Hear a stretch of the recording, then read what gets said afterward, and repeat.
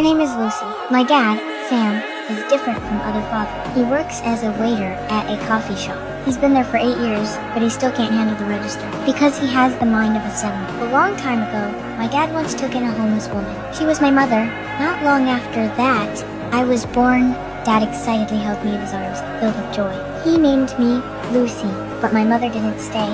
She was just looking for a place to stay for a while, not to take on the responsibility of being a parent. Soon, she disappeared into the crowd, leaving my dad standing there alone, completely lost. Dad had never taken care of a baby before.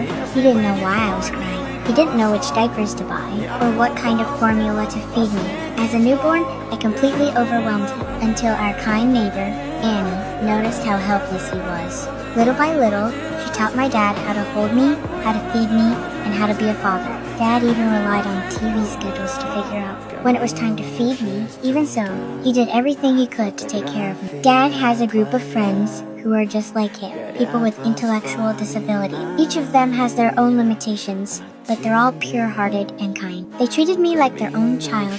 Dad worked while taking care of me at the same time. But as I grew older, he could no longer bring me to the coffee shop. So once again, he turned to Annie for help. At first, Annie wanted to say no, but that was when I softly called out her name. It was the very first word my dad had taught me. After that, Annie couldn't bring herself to refuse. Time passed quickly. I grew up more and more curious about the world. My head was full of endless questions. Dad never got tired of answering them again and again. Asked that question. Daddy, did God mean for you to be like this? Was it an accident? Okay, what do you mean? You're not like other daddies. It's okay, Daddy. I'm lucky. Nobody else's daddy ever comes to the park. Dad wasn't as smart as other fathers, but he gave me all the goodness he had in this world. When I reached school age, Dad wanted to buy me a pair of new shoes as a gift, but when it was time to pay, he realized he couldn't afford even a single shoe.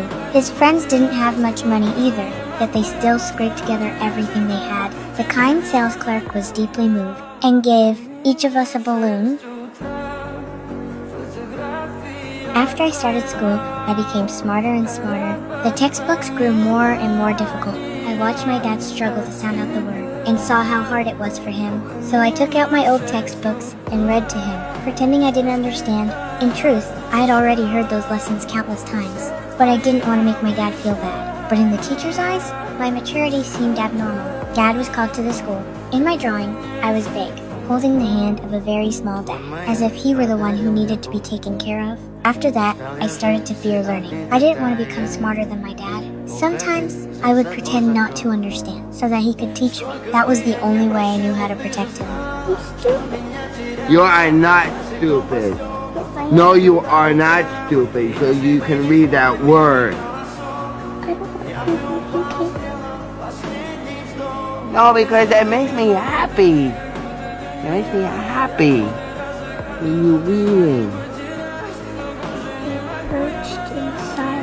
On Halloween, Dad got a little too carried away. Other kids began to laugh at him. Hearing them make fun of my dad made me feel deeply uncomfortable. Soon, my 7th birthday arrived. Dad went to great lengths to prepare a surprise party, but at the party, one boy kept causing trouble. Dad panicked and pushed him. The boy's father immediately pinned my dad to the ground. I walked in just in time to see it all. To get back at him, the boy said something cruel. You don't have to call him Daddy. She said you're not her real father anyway. She said she was adopted. I couldn't take it anymore. I ran out in shame. Lucy! Everything was witnessed by people from Child Protective Service. They believed my dad wasn't capable of raising me. Dad broke down. He couldn't understand why they wouldn't let me go home with him. In the end, the judge decided to place me temporarily with a foster family. Dad's custody was forcibly taken away. On the day we were separated, Dad held me and cried his heart out, but he couldn't stop them from taking me away. My foster mother was gentle and kind to me, but no matter what, it never felt like home. Dad secretly brought a bouquet of flowers to see me, but when he saw the yard full of flowers at the foster home, he felt he could never give me a better life. He thought I didn't need him anymore, so he turned away, heartbroken. What he didn't know was that I had been waiting for him all along and never saw him appear. Later, the lawyer Rita came to see my dad, hoping he would appeal again and bring me home. But this time, Dad chose to give up. You don't know what it's like when you try and you try and you try and you try and you don't ever get there. Because you were born perfect and I was born like this. After hearing all that, Rita gave him a comforting hug. Dad slowly pulled himself together. He moved to a place near my foster home and found a job. At first, he only watched me from a distance. Later, we finally met again. You never even came. You never called. You forgot about me. How could you forget me? Oh, I didn't forget you. I hate you. I hate you. Can you not be mad at me? Dad patiently explained everything, and little by little, I began to understand his struggles. But my foster mother wasn't happy about it. She thought my dad was preventing me from fitting into my new family, yet nothing could stop me from wanting to see him. Every night, I climbed out the window, holding my teddy bear, walking through long streets, just to find the dad I missed so much. Daddy. Daddy.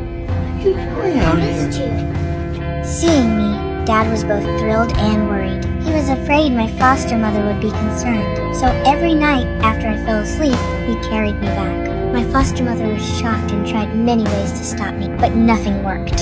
So night after night, I went to find my dad, and day after day, he walked me back.